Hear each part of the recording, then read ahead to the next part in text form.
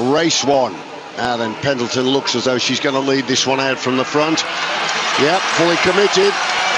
Exactly as you predicted, Chris. Now Pendleton needs to get that high leg speed to ward off the challenge of Mears. Mears starting to come onto the shoulder now of Pendleton, but Pendleton's working really hard, trying to hold off Mears as they come down the finishing straight. There's a crash there. Mears wins race one, and Pendleton has slid all the way down the finishing straight, and she's thrown her helmet off. I don't exactly know what happened, whether they just came together. Well, it was a touching of elbows actually, and wow. Of course that's your steering. Anna Mears really didn't want that to happen. It wasn't intentional at all.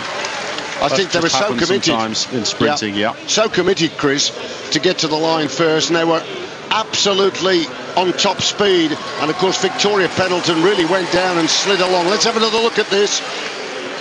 Mears coming around the outside, and you can see how close together they are.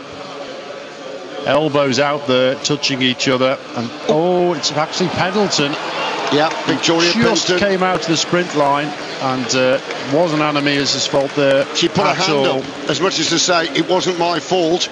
And you're right, Chris, she came out of the sprinters line. Here's another chance to seed. That's where they lock, or at least they just touched. Yep, and down she went. Just takes the weight off the front wheel long enough that it just slides away. Well, that result will stand, and how shook up is Victoria Pendleton.